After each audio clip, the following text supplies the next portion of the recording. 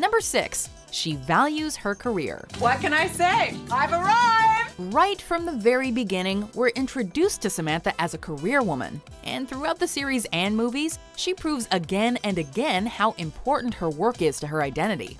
She definitely has some workplace struggles throughout. As noted previously, she struggled with serious sexism when she was trying to get hired to work for Richard. Well, I have to admit, you're the best person for the job. But I'm not gonna hire you.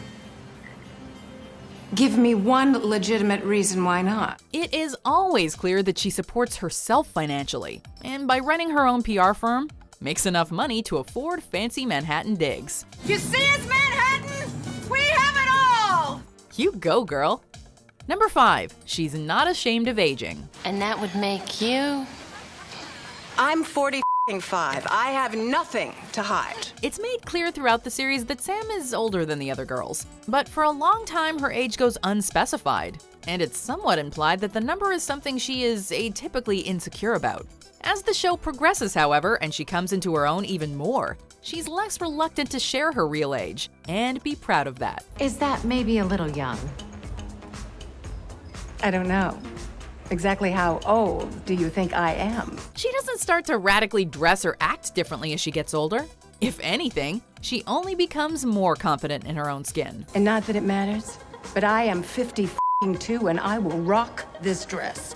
Number 4. She doesn't mince words. Well, I'm done with great love. I'm back to great lovers. Samantha always speaks her mind. And if it shocks and offends people, well, she doesn't really care. She has an opinion on pretty much everything. And even if it's a controversial one, she'll share it with you without thinking twice. The good guys screw you, and the bad guys screw you. And the rest of them don't know how to screw you, trust me. I've done the legwork. Especially when it comes to sex. She is not afraid to be vocal about what she wants. Now, kindly take off those pants and show me your dick. She goes against the typical approach of many people in polite society to sugarcoat or dance around things by just being blunt about absolutely everything. We'd all do well to take a page out of her book, if only sometimes. Front, back, who cares? A hole is a hole. Number 3. She's an amazing friend. Excuse me. I was wondering if you like to dance. Oh, well, thanks, but tonight it's just us girls. When it comes down to it, Samantha is always willing to put her friends above all else. Though she may have a tough exterior, she's really a big softie deep down, and shows a tenderness on occasion that lets people see what she's really like. Well, that sounds like a plan. Because she doesn't believe that women need men to be happy, she's willing to prioritize her female relationships and make them the central ones in her life. Oh, so now you support women in the arts. I support you, and honey, these bitches need to be put in their places. And if one of her friends needs defending, you know she's gonna step up and be there for them. What's going on? She stole my baby name. You bitch. Let's go.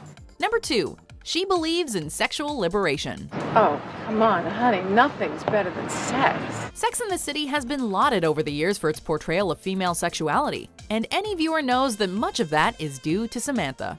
While the other women do, of course, on occasion share progressive views about sex, it's always Sam who pushes the envelope even more, and pushes for sexual equality and female liberation. I'm a trisexual. I'll try anything once. When she enters into a sexual relationship with a woman, she doesn't feel the need to put any labels on it. Well, I'm dating someone. Someone I actually like.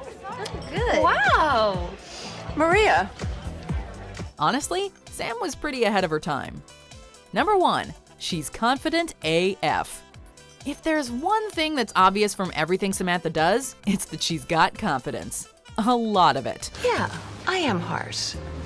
I'm also demanding, stubborn, self-sufficient, and always right. In bed, at the office, and everywhere else. It's not about being conceited.